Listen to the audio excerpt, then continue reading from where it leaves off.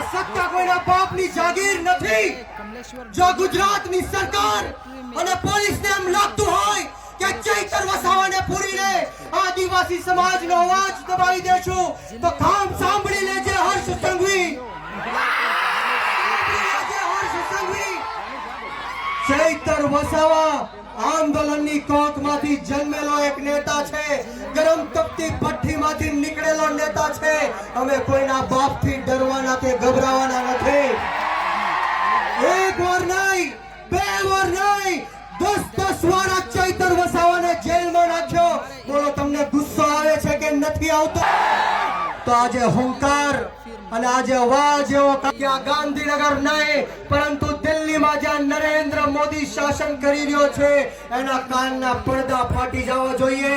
બંને હાથ ઉપર કરે, બંને હાથ ઉપર કરે, મુઠ્ઠી વાળી અને તાકાતથી બોલવાનું છે। બોલો જય જોહર, જય જોહર, જય આદિવાસી, જય આદિવાસી। चैतर भाई संघर्ष करो, चैतर भाई संघर्ष करो। गांडू गांडू गांडू समझाता क्या? क्या समझाता? नहीं लौटेंगे। अरे गलत, जब तक छोड़ेंगे नहीं, तब तक छोड़ेंगे नहीं। चाय बेचने वाले मोदी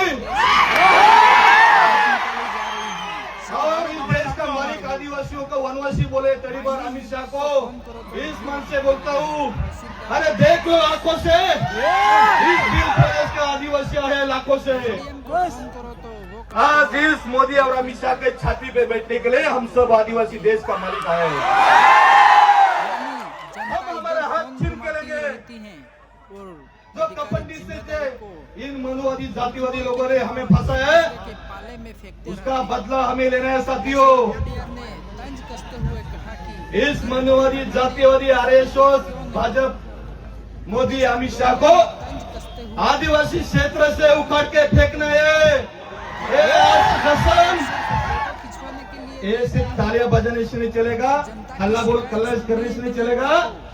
ये हमें हमारी माता देव मगरा माता की कसम खा के आज हम सब लोगों ने तय करना है।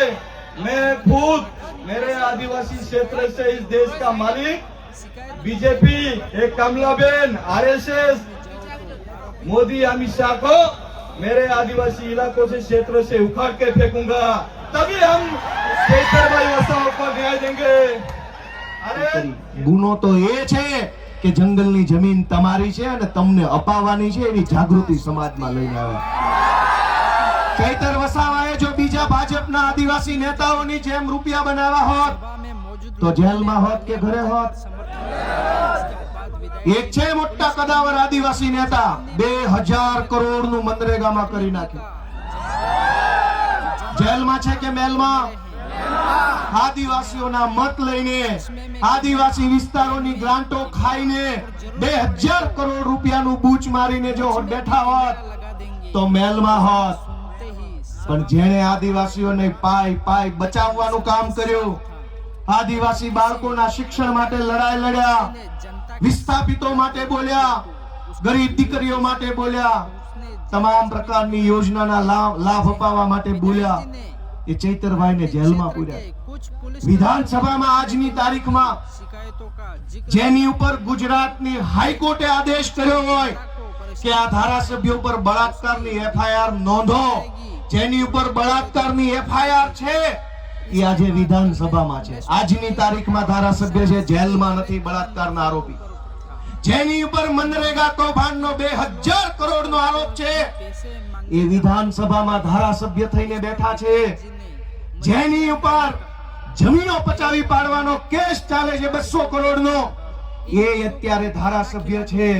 ગુજરાતના તમામ ચોર, લુચ્ચા, લફંગા, લબાડ, તોડબાજ, બળાત્કારી, ભ્રષ્ટાચારી, હંતા ધંધા કરનારા બધા જ લોકો આલીશાન જિંદગી જીવે છે અને એક મામૂલી ગુનાની અંદર ચૈતર વસાવાને 7 વર્ષની સજા।